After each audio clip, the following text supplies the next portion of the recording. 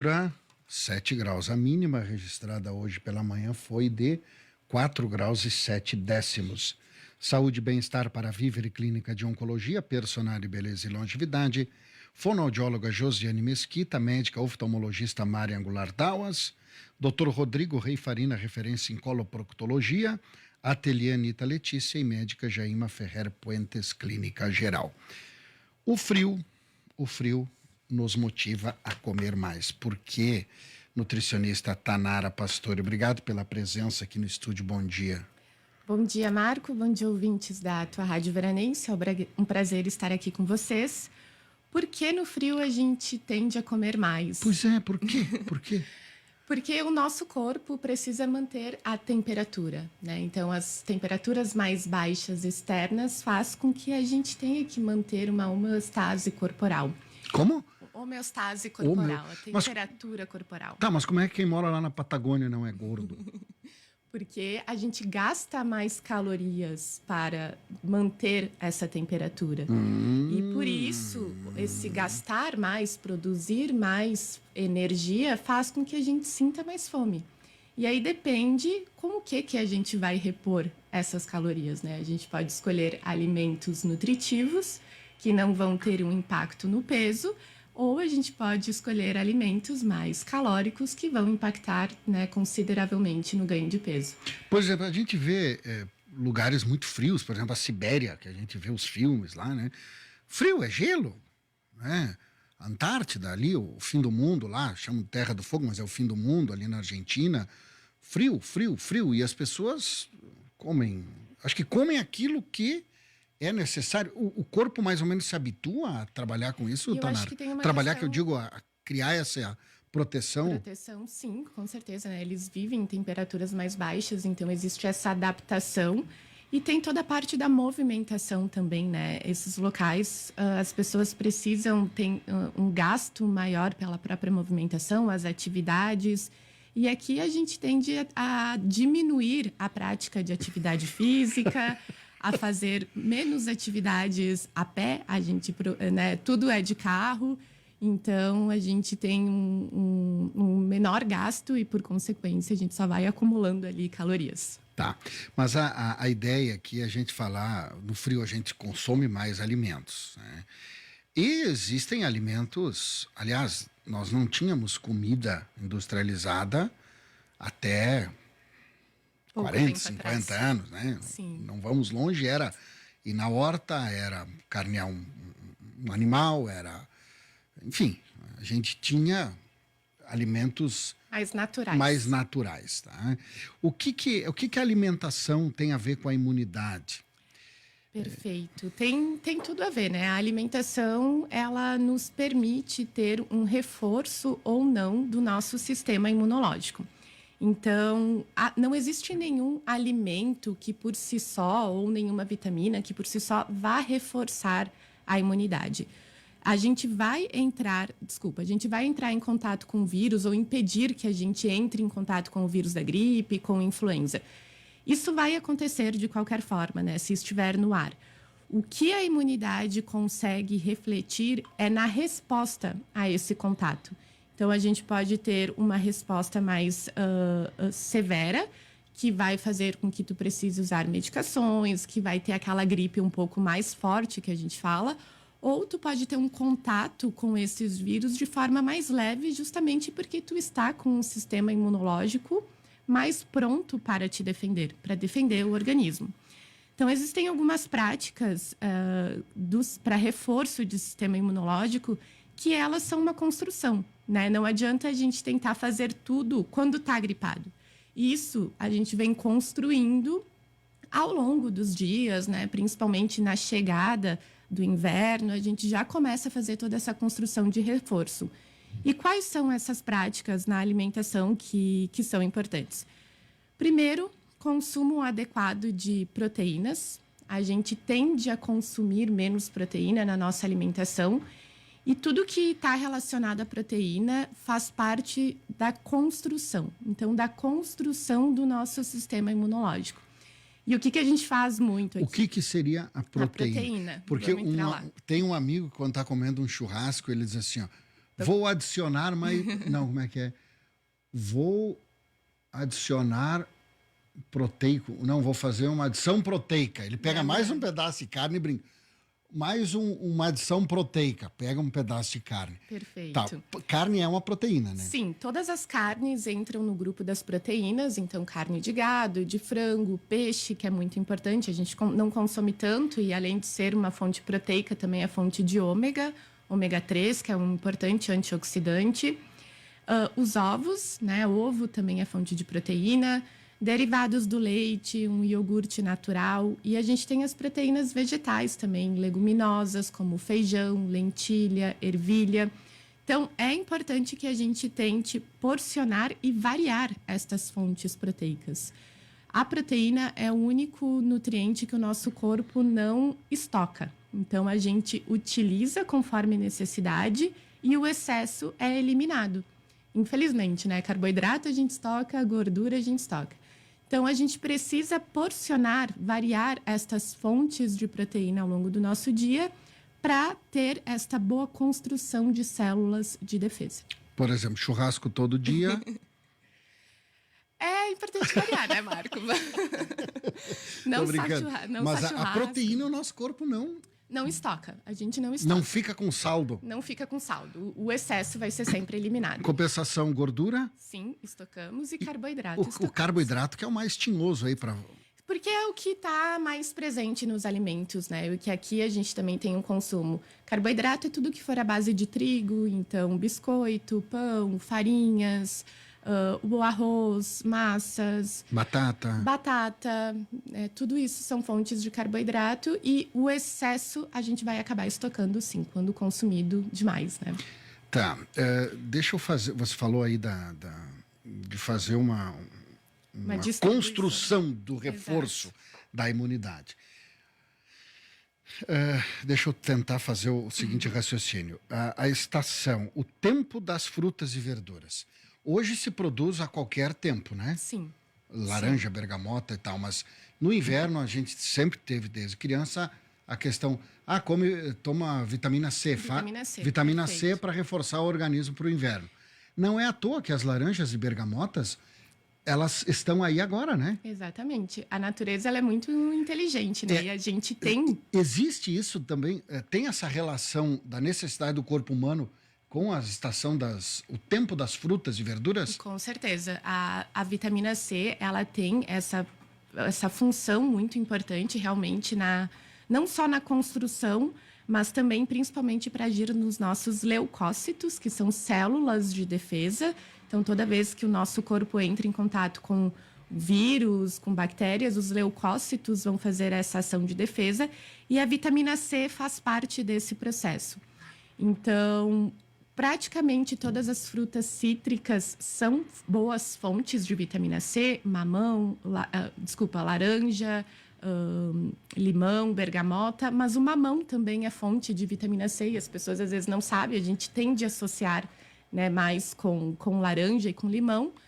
Brócolis também é uma boa fonte de vitamina C, espinafre, e a gente pode então incluir e devemos, né, incluir estes alimentos no nosso dia a dia, justamente para ter essa maior quantidade de vitamina C. Não vou comer um saco de bergamota agora para me proteger para o inverno. Não, é como eu disse lá no início, é uma construção, Marco. A gente tem que começar, né, lá no início das temperaturas mais baixas, no início do inverno, já fazendo este reforço.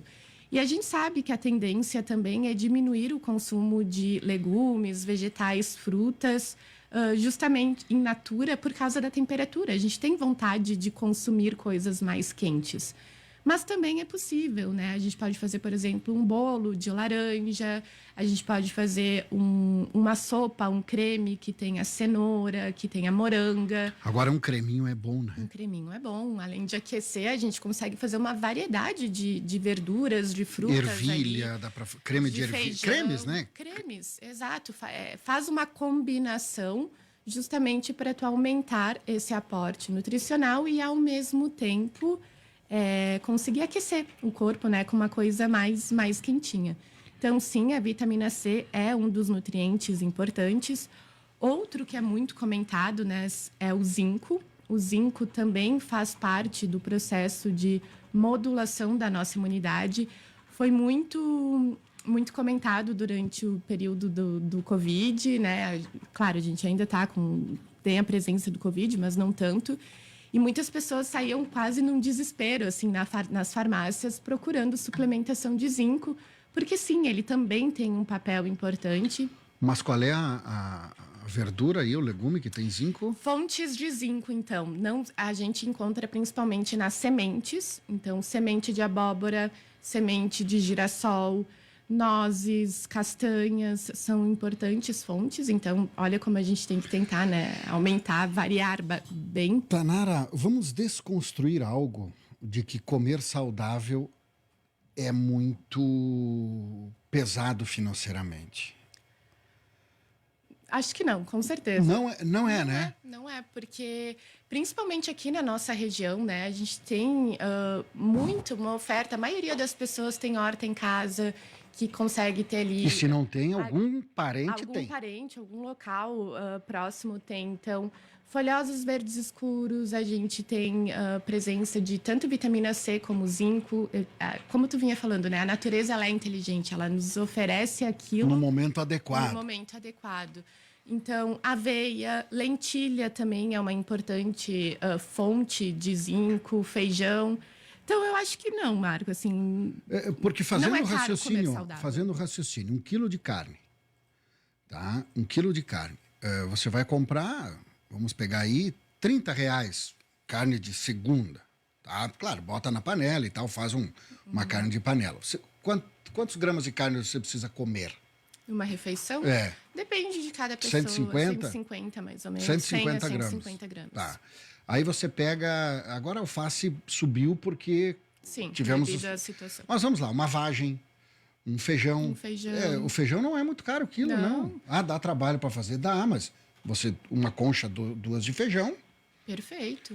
E a gente consegue variar mais, né? Com o feijão, por exemplo, ontem eu fiz um creminho, uma sopa de feijão. Então, cozinha ao meio-dia, já deixa aquilo, depois porcionado, uma batata, cenoura, uma batata média. Exato. Então, não eu fico imaginando assim, ó, quem come bem, respeitando assim, ó, que a alimentação, né, as porções, moderadamente as porções. Sim, a gente consegue, né, sem um custo tão alto. Frutas também agora as pessoas tendem a diminuir pela temperatura, mas a gente pode optar por frutas cozidas, então uma maçã cozida com canela, né, um lanche bem interessante para colocar. A canela também é termogênica, então ela ajuda a manter a temperatura. Utilizar mais alimentos que têm ação antibactericida, como alho. Alho é bem famoso, né? Tem muitas pessoas mais de idade que tomavam, às vezes, chá de alho. Tem gente que masca alho porque ele tem essa ação antifúngica, antibactericida.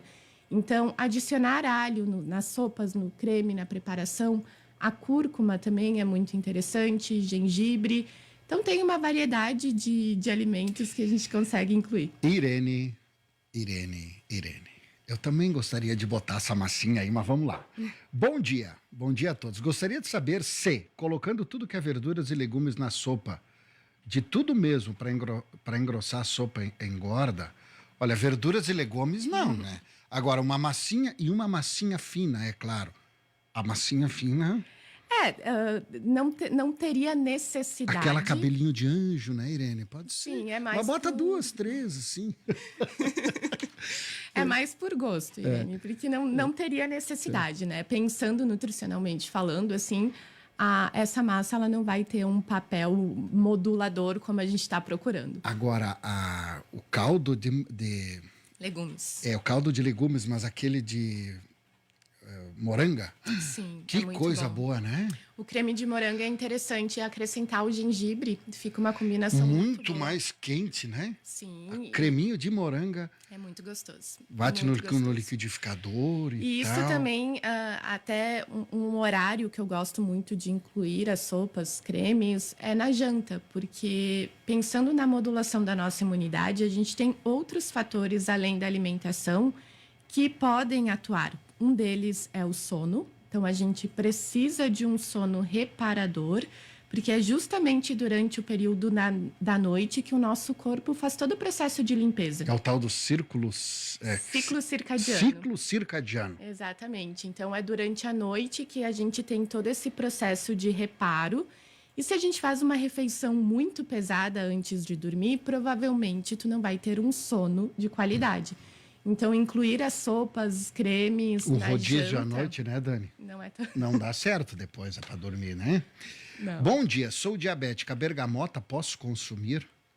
Pode consumir. Frutas para diabetes, existe um mito de que não pode ser consumido. A gente não indica um consumo excessivo, né? Por exemplo, terminei uma refeição, um almoço, e eu vou comer 3, 4 bergamotas. Esse é o problema.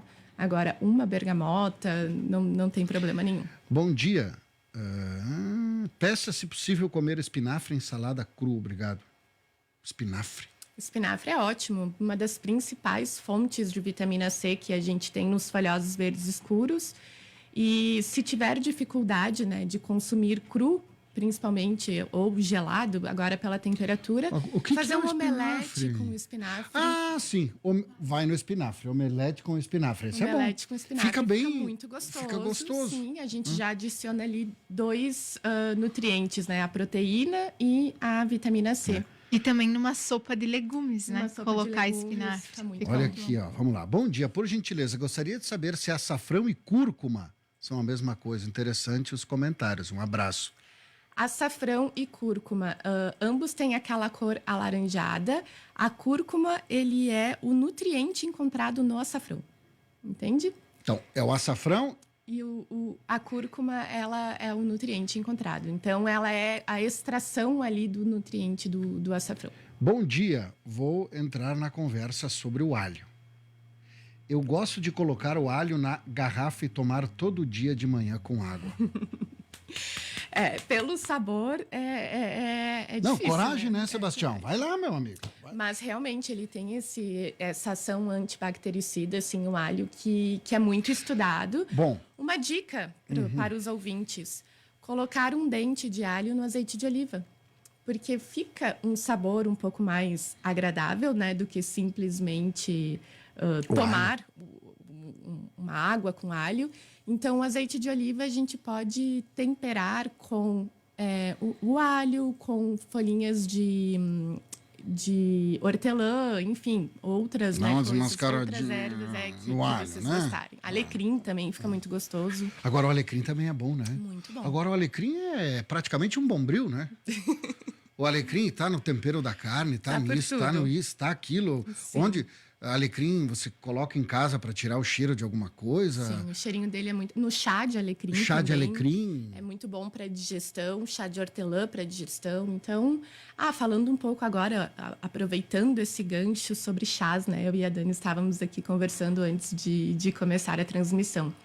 Outro ponto importante para o reforço da nossa imunidade é a hidratação. Um organismo desidratado, ele entra em colapso, então a gente não vai conseguir ter toda essa base de reforço.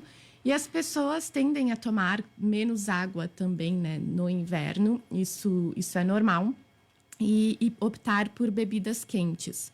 Mas nem todas as bebidas auxiliam na hidratação. Por exemplo, o chimarrão, né, que a gente tende a tomar bastante. O chimarrão, ele contém, a erva mate contém cafeína. Todas as bebidas que contêm cafeína não vão atuar na hidratação. Então, porque elas são mais diuréticas. Porque elas são diuréticas. Perfeito. Então, o chimarrão não auxilia na hidratação. O chá verde não é um chá interessante. Tem que tomar água mesmo. Né? O que a gente precisa mesmo é água. Água. Alguns chás mais naturais, aquele chá de camomila, de erva doce, chás de frutas, eles podem sim auxiliar para a hidratação, mas cuidado com o excesso de café, com o excesso de chimarrão, sem tomar água. Mais 2 opiniões aqui, mais 2 mensagens e aí a gente encerra, porque o papo tá bom com a Tanara. O único modo de você colocar o alho e não sentir o gosto dele é na pimenta. Pois eu tenho um frasco de 2 litros cheio de pimenta e eu acho que tem uns 50 dentes de alho dentro, tudo misturado no liquidificador e eu não sinto o gosto do alho, e sim o ardor da pimenta. Um jeito de a gente diminuir um pouco é o alho assado, né? Eu gosto muito de... Alho assado, no fogão? Coloca... No fogão? E um refratário com vários legumes, já coloca ali pimentão. Vai junto o alho. E bota o dente de alho inteiro, azeite de oliva. Ele diminui um pouco do sabor para quem tem dificuldade. Bom dia, estou na média então. Hoje aqui vai sair só sopa de feijão com capelete, vamos falar baixo, batata doce e uma panela de pinhão. O que é? O pinhão é tinhoso, né? A gente come pinhão. Não. Mas o ideal é comer quantos pinhões? Depende, Marco. Depende de toda... Aqueles pratos que chegam assim, não dá, né? Não dá. Eu acho que em torno de 10 pinhões para um lanche tá bom. Ótimo, né? Conheço pessoas que engolem o dente de alho inteiro. Tem gente que... Os mais antigos comiam alho, né? E é uma questão de adaptação também, né? Depois de um tempo a gente adapta ao sabor. Tanara, conversa com as gurias para marcar uma outra data aí. É sempre bom te receber aqui. Muito obrigada. Para a gente conversar sobre nutrição, essas dicas aí que a gente tem com os nossos convidados. Obrigado e bom dia. Obrigada, bom dia. 10h31, Daniela.